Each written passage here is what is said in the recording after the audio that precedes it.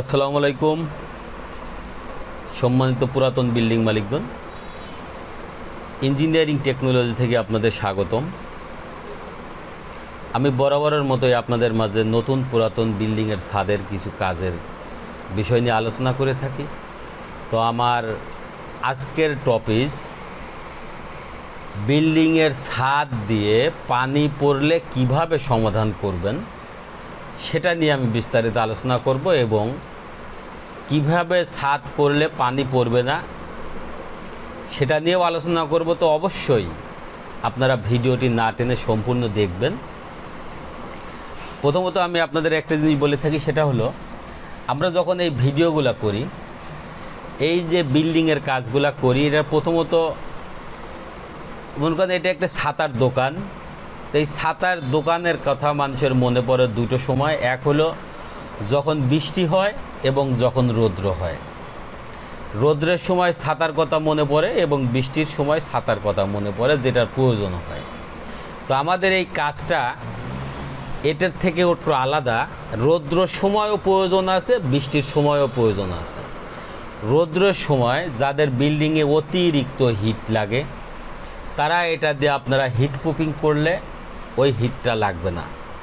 এবং বৃষ্টির সময় যে সমস্ত বিল্ডিংয়ের ছাদ দিয়ে পানি পড়ে তারা যদি এই কাজটি করে নেন তাহলে আপনাদের বিল্ডিং ছাদ দিয়ে পানি পড়বে না, ড্যাম মুক্ত থাকবে।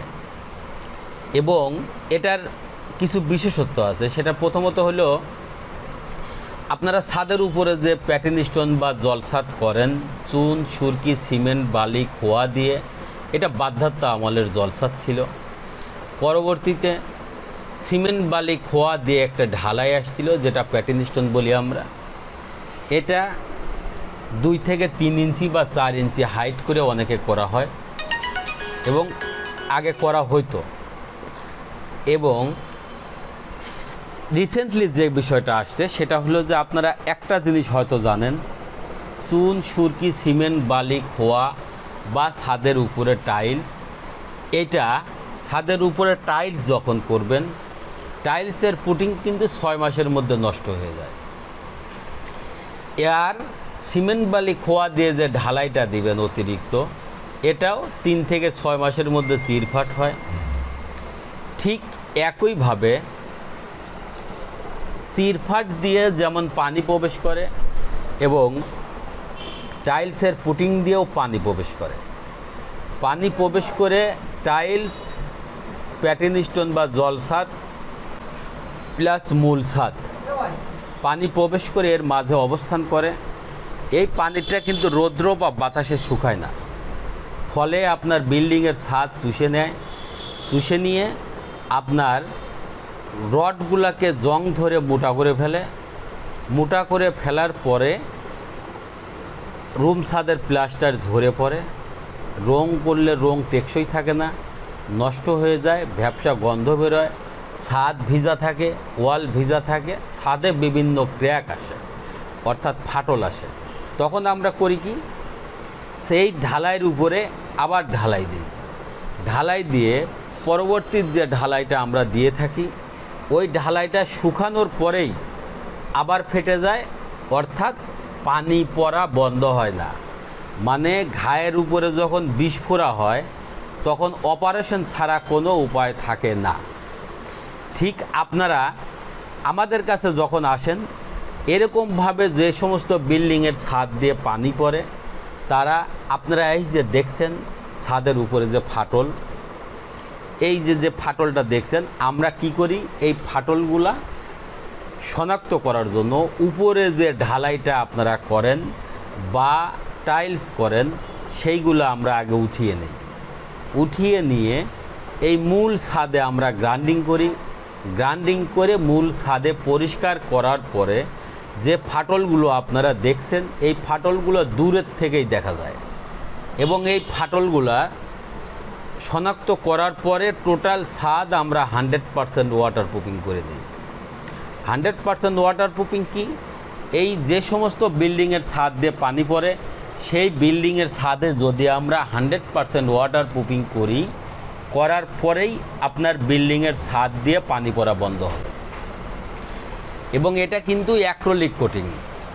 এটা ওয়াটারপ্রুফিং করার পরে যে সমস্ত জায়গাগুলোতে ফাটল আছে অর্থাৎ ক্র্যাক আসে সেইগুলো আমরা জয়েন্ট পিলার, এটা কাঁচা এক ধরনের কেমিক্যাল যেটা সিলিকন নামে পরিচিত, এটা দিয়ে আমরা জয়েন্ট পিলারটা ক্র্যাকগুলো রিপেয়ারিং করি। রিপেয়ারিং করার পর এই ছাদকে আমরা আবার ওয়াটারপ্রুফিং করি। আবার ওয়াটারপ্রুফিং গ্রহণ করলাম, করার পরে আমাদের ছাদের ফাটল বন্ধ হয়ে গেল। বন্ধ হওয়ার পরে আমরা টোটালি ওয়াটারপ্রুফিং করে এটাকে ব্র্যান্ডিং করে নিলাম। আমি একটা জিনিস আপনাদের পরিষ্কার করি, যদিও আমরা এটা 9টা লেয়ারে করে থাকি, এই ওয়াটারপ্রুফিং পর্যন্ত আমাদের 3টা লেয়ার পরে। এই 3টা লেয়ার পরার পরে আমরা এই ওয়াটারপ্রুফিংয়েই করার পরে আপনার ছাদে পানি বাদাই দিয়ে রাখতে পারবো, কোনো সমস্যা হবে না। 1 ফোঁটা পানি আপনার বিল্ডিংয়ের ছাদে চুপ করবে না। অর্থাৎ এটা করলে আপনার সুবিধা পাবেন। প্রথমত হলো এটা টোটালি ওজনবিহীন, দ্বিতীয়ত এটা 100% ওয়াটারপ্রুফিং। আর আপনার বিল্ডিংয়ের ছাদ দিয়ে যদি পানি চুপ না করে তাহলে বিল্ডিংয়ে কোথাও ড্যামেজ আসবে না, আপনার রডগুলাকে জং ধরাবে না, রুম ছাদের প্লাস্টার ঝরে পড়বে না, রং করলে রং টেকসই থাকবে, ভ্যাপসা গন্ধ বেরোবে না, ওয়ালগুলা ভেজা স্যাঁতসেঁতে থাকবে না, রুম ভেজা স্যাঁতসেঁতে থাকবে না। এবং আমাদের এটার থেকে কিন্তু শুরু হয়েছে বিল্ডিং হিট প্রুফিংয়ের কোটেশন। বিল্ডিং হিট প্রুফিংয়ের কোটেশন থেকে শুরু, এটা আমাদের দ্বিতীয় কোট হিট প্রুফিংয়ের ক্ষেত্রে। এটার ক্ষেত্রে এর পরবর্তীতে আমরা যে কাজগুলো করে থাকি সেটা হলো, এর পরবর্তীতে আমরা 3টা কেমিক্যাল অ্যাডজাস্ট করব। অ্যাডজাস্ট করার পর এটাকে রাবার বানাবো। রাবার বানিয়ে 1 থেকে 2 মিলি থিকনেস করে পরপর 2 কোট ব্যবহার করব। আমি মাঝে আপনাদের আরেকটি জিনিস জানাই রাখি যে এটা 1 থেকে 2 মিলি এবং প্রয়োজনে কোথাও যদি 3 থেকে 4 ইঞ্চি প্রয়োজন হয় সেটা আমরা এই করে এটাকে ওয়াটার লেভেলিং করে ওয়াটার স্লোপিং করব। ওয়াটার স্লোপিং করার পরে নিচে যে ওয়াটার প্রুফিংটা আপনারা করা দেখছেন, এই ওয়াটার প্রুফিংটা আমরা পরবর্তীতে আবার করে নেব।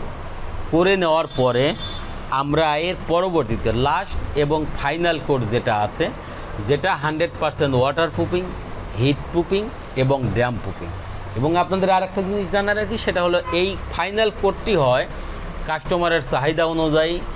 যদি কেউ হিট প্রুফিং করেন তাহলে হোয়াইট কালার নিলে 12 ডিগ্রি তাপমাত্রা কভার করবে, যা বাংলাদেশে সর্বোচ্চ তাপমাত্রা ছিল 42 ডিগ্রি। 42 ডিগ্রি থেকে 12 ডিগ্রি যদি মাইনাস করি তাহলে 30 ডিগ্রি তাপমাত্রা আপনার ছাদে প্রতিফলিত হবে।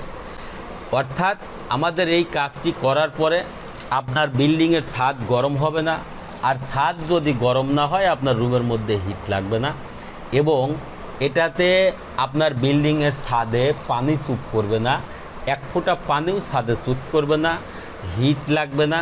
অর্থাৎ আপনার বিল্ডিং রৌদ্র এবং বৃষ্টি উভয় থেকেই সেফ। আর রৌদ্র এবং বৃষ্টি উভয় থেকেই যখন সেফ হবে তখন আপনার বিল্ডিং লংজিভিটি বেড়ে যাবে। তো সারা বাংলাদেশে ইঞ্জিনিয়ারিং টেকনোলজি অত্যন্ত সুদক্ষ টেকনিশিয়ান দ্বারা সার্ভিস দিয়ে আসছে। আপনারা কাজ বা পরামর্শের জন্য যোগাযোগ করুন। Engineering technology BD, mobile 01712223213, 01713740034।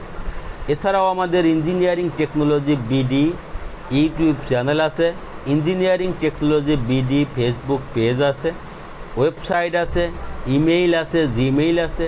সেখানে আপনারা অবশ্যই নিয়মিত লাইক, কমেন্ট, ফলো করুন এবং বেশি বেশি এই ভিডিওগুলো জনগণকে পাওয়ার জন্য, বিল্ডিং মালিকগুলোকে দেখানোর জন্য অবশ্যই বেশি বেশি শেয়ার করে, কমেন্ট করে, লাইক করে আমাদেরকে ভিডিও করার জন্য উৎসাহ দিন।